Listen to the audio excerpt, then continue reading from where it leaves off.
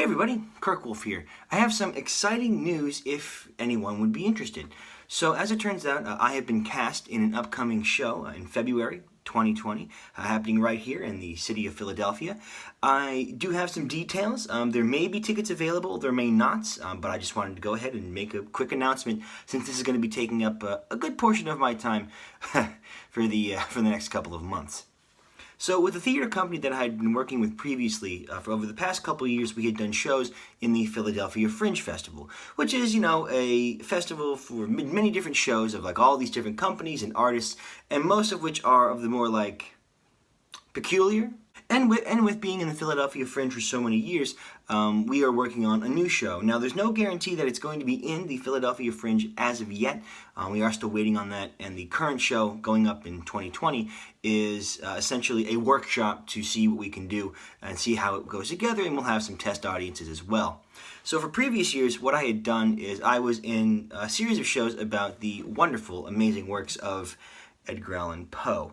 Now, the first two times that we ran the show, it was called Dissever My Soul, and I had played Edgar Allan Poe. Yes, I know, quite surprising. I had a mustache and my hair was dyed black, and it was absolutely amazing. We put these like dark rings around my eyes, and I walked around all creepily. It was truly an amazing experience that I was very fortunate to be cast as Edgar Allan Poe himself. And the following year after Dissever My Soul, we did a show called Ashes of a Dead Philosophy, which played in a bit of his history of a man by the name of Griswold, who had eventually purchased the rights of Poe and smeared his name through the mud, etc. And we did a piece on how the spirits of Poe had come back to haunt Griswold, and it was, of course, bloody and gross, and people were dying, and I did play Griswold, so, I do play the tortured writer quite a lot, and I actually got to spit in the face of the Red Death, who we personified as a character in this, gigantic gown, so it was quite an interesting experience, but certainly a bit more intimate than the first time that we did the Poe show. Now, this time, we are still running with some themes of Edgar Allan Poe, but we have moved past that into the world of Charles Dickens. Now, it is true that that Poe did have one meeting with Charles Dickens in Philadelphia, and what had gone down with that meeting, we do not know. Any correspondence that Edgar Allan Poe and Dickens had been burned when Charles Dickens decided to destroy all of his letters that he had written to anyone ever.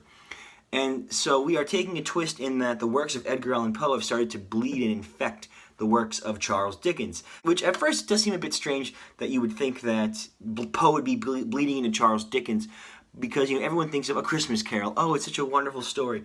But a lot of Dickens' work, especially in his later years, do focus on this more gross, dark, disturbing type of imagery as a big piece of that we're being influenced by is, of course, A Tale of Two Cities, which can be quite violent at times. Now, the character that I shall be portraying is not necessarily the character as he appeared in the book, but I will be playing the wonderful role of Magwitch, who was originally from Charles Dickens' Great Expectations. But how these types of shows work is we're not necessarily that character from that show. We are a few different characters that embody some sort of theme. So my theme is the mercenary. What does that mean?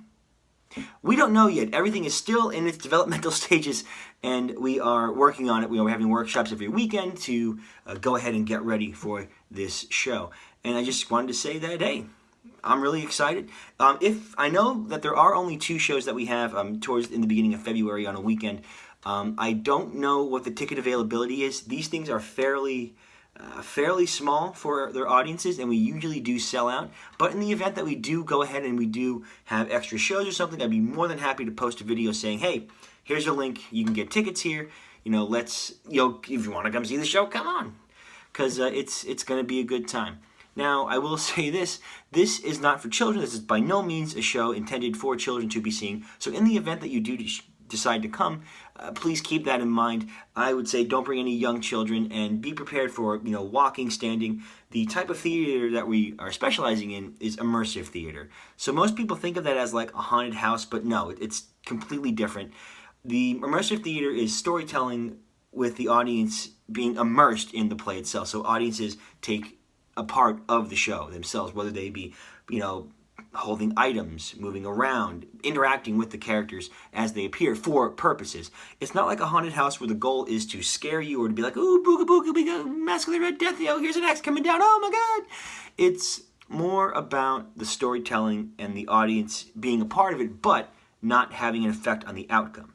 What's important to understand is with immersive theater, the audience has no effect on the outcome of the story. Like sometimes you'll have a show, it's like, oh, what do you guys want to vote on the ending or something like that? No, we don't do that.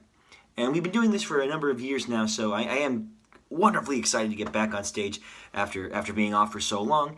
And, as I said, I'll be putting something out later if you guys would be interested in coming on to see your pal Kirkwulf. With that being said, hey, thank you guys so much for watching. Like I said, just a little update, and I'll see you guys in the next one.